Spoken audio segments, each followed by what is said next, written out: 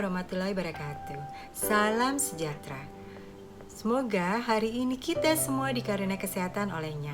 Dengan Niken Tante Sudarmono di sini mengucapkan terima kasih atas kesediaannya mendengarkan YouTube saya. Kali ini saya akan membahas mengenai functional medicine. Karena di YouTube saya selalu ada menyebutkan mengenai ini adalah functional medicine. Jadi sebetulnya functional medicine itu apa sih? Yuk kita simak di sini. Seperti yang saya tampilkan di sini, functional medicine itu biasanya lawannya adalah conventional medicine. Apa sih yang dimaksud dengan konvensional dan apakah yang dimaksud dengan fungsional? Nah, di dalam conventional medicine biasanya kita mengobati penyakit berdasarkan penyakitnya. Jadi biasanya kita akan mencari dokternya. Jadi misalnya sakit jantung, kita ke dokter jantung, sakit paru, kita ke dokter paru. Jadi makanya di sini disebut adalah dokter center. Sedangkan kalau di functional medicine, kita mencari akar masalahnya. Jadi pengobatannya akan patient center, di mana pasiennya misalnya merasa ini kok saya nggak enak ya, kolesterolnya ada apa dan masalahnya. Nah kita cari, oh mungkin karena livernya tidak baik sehingga kinerja hormonalnya mempengaruhi menjadi hormonnya mengakibatkan kolesterolnya naik. Nah ini salah satu contoh bedanya adalah fungsional dan konvensional. Lalu yang berikutnya, konvensional medicine biasanya kita menerima treatment yang sama. Jadi misalnya penyakit diabetes, dia akan mendapatkan obat penyakit diabetes yang sama untuk semua orang. Sedangkan kalau functional medicine, kita akan approach-nya itu customize atau juga yang sering kita dengar adalah holistic. Jadi holistic itu sendiri adalah melihat dari dalam dan customize. Jadi tidak akan ada yang sama. Jadi walaupun misalnya simptomnya sama, tapi ternyata root masalahnya berbeda, bisa jadi apa yang dilakukan, regime-regimenya itu akan berbeda satu dengan yang lainnya. Lalu pada conventional medicine itu dikenal adalah sakit itu adalah masa di mana sehat lagi nggak ada. Jadi pada saat tidak sehat kita sakit, itu adalah conventional medicine. Sedangkan kalau functional medicine itu dikatakan adalah misalnya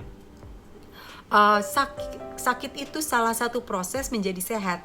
Jadi misalnya kita lagi menyetop asumsi gula di dalam tubuh kita, akan terjadi salah satu simptom yang disebut dengan candida die-off. Nah ini candida die-off ini bukan suatu hal yang enak. Jadi satu hal yang sebetulnya sangat menyakitkan tubuh kita.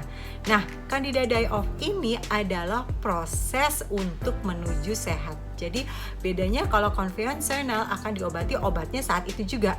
Jadi timbul penyakit flu akan flu-nya aja yang diobati. Tapi kalau konvensional mungkin akan dilihat oh ini penyakit flu-nya adalah karena alergi. Alerginya karena apa? Oh karena kemarin makan makanan yang mengandung inflamasi. Kita stop dulu makanan inflamasi ini. Nah jadi mundurnya agak banyak kalau functional medicine. Selain itu, gunanya fungsional adalah kita mengaktifkan apa yang sebetulnya sudah ada di tubuh kita.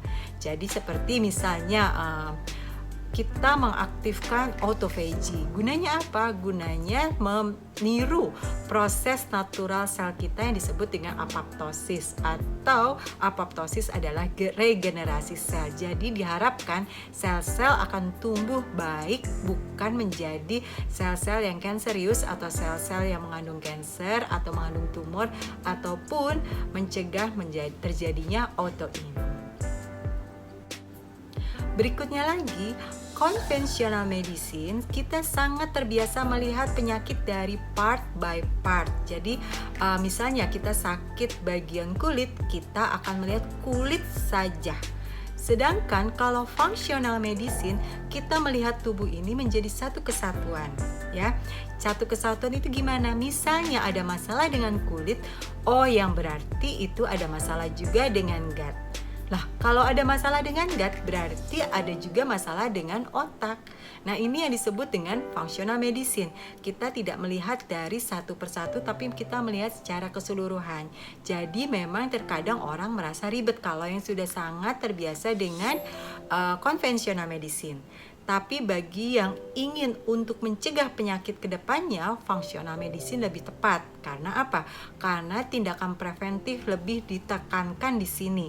Jadi supaya ke depannya tidak terjadi cancer, apa yang harus kita lakukan sekarang? Nah, itu adalah functional medicine. Sedangkan kalau conventional medicine sudah terjadi cancer, apa yang kita lakukan pada saat kita sudah terkena cancer? Nah, itu yang disebut dengan konvensional medicine.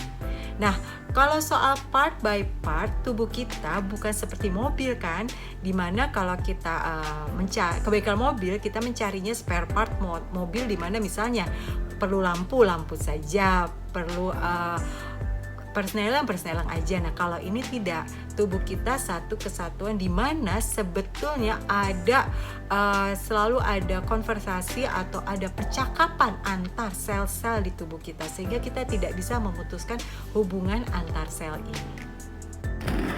Functional medicine lebih menekankan kepada suplemen, gaya hidup, pola makan. Sedangkan konvensional medicine lebih menekankan kepada obat.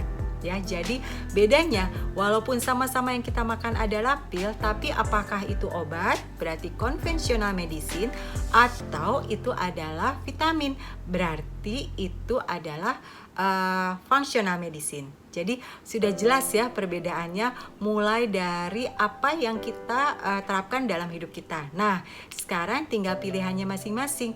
Ingin konvensional medicine, biasanya lebih cepat menyembuhkan, atau mau functional medicine, di mana ini proses yang terus-menerus yang kita harapkan melatih tubuh kita agar menjadi sehat. Mungkin akan ada yang menanyakan, kok saya juga menjalankan functional medicine, saya menjalankan pola hidup dengan diet A, tapi kok sekarang diet A ini sepertinya sudah tidak berguna, berbeda dengan apa yang Niken kasih tahu. Ya, betul sekali, karena functional medicine itu ilmu yang selalu berkembang. Jadi akan ada terus-menerus ilmu baru. Seperti saya beri contoh, pada tahun 2016 itu saya sudah mulai kampanye vitamin D. Nah, di mana saat itu orang-orang belum familiar dengan vitamin D. Nah, saat ini orang sudah mulai familiar dengan vitamin D, tapi ada tambahan info lagi, yaitu mengenai bagaimana supaya vitamin D ini levelnya berapa di dalam tubuh kita. Nah, itu terus berkembang.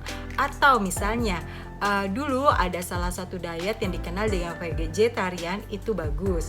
Tapi dengan berkembangnya ilmu, ternyata ada omega 6 yang inflamasi terhadap tubuh. Sehingga yang kita harapkan adalah kita hanya mengkonsumsi omega 3, padahal dulu diharapkan konsumsinya adalah omega 3, 6, dan 9. Nah, ini salah satu contoh. Jadi ilmu fungsional itu selalu berkembang, dia tidak diam di tempat. Atau yang terbaru yang sering saya bahas di sini adalah mengenai mikrobiome. Dulu tubuh kita hanya dikira terdiri dari sel tubuh. Nah, sekarang ternyata 70% tubuh kita ada mikrobiome. Nah, jadi functional medicine-nya ini disesuaikan lagi agar ramah terhadap mikrobiome. Makanya di sini muncullah banyak sekali istilah-istilah, jangan oksalat, jangan yang inflamasi terhadap terhadap mikrobiome di dalam tubuh kita. Ya, jadi mikrobiome ini baru sekali. Jadi mungkin kalau yang baru mendengarkan dan merasa kok kayaknya aneh ya, saya belum pernah mendengarkan. Iya, karena ini ilmu yang sangat baru juga. Jadi yuk kita sehat, kita update ilmu kita agar apa? Agar diri kita sehat, keluarga kita ikut sehat, dan juga terutama untuk anak-anak kita agar lebih sehat, terutama nanti dalam menghadapi masa-masa produktifnya. Terima kasih sudah berkenan mendengarkan YouTube saya. Assalamualaikum warahmatullahi wabarakatuh.